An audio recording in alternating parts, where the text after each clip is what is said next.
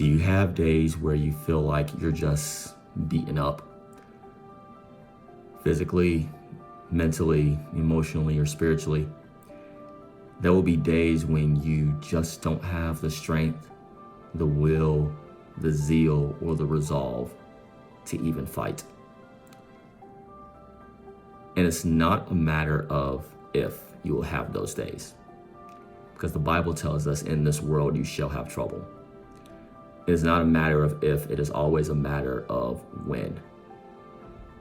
When those days come where you don't have the strength or the will, what do?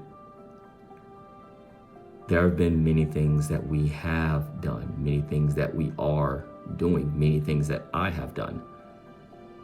But can I offer you one way today that not only provides a perspective, but it also provides a peace that passes all understanding?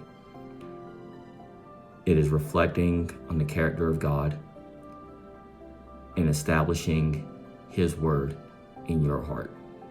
That is taking the promises of God, thousands of them. It is taking one of those promises and establishing it in your heart. It is one promise that you can run back to in those days where you don't have the strength to fight. And one of those favorite promises is in the book of Exodus. You see, Moses and the Israelites are caught between the Red Sea and an Egyptian army. And Moses, through God's power, is preparing to split the Red Sea.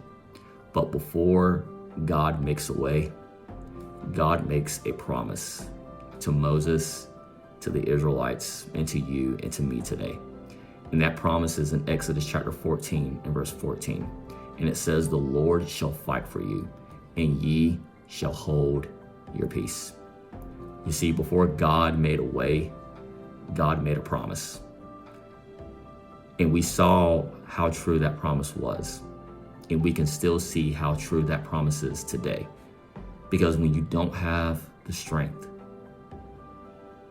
the will, the resolve to fight, it is in those moments that the Lord fights for you. You, as a child of God, simply must believe it. I encourage you today to take hold of that promise that the Lord shall fight for you. Take that promise, establish it in your heart, and may it be the promise that you run to in the day where you don't have the strength, the resolve, the will to fight. I encourage you today to not throw in the towel, but to trust that the Lord will fight for you.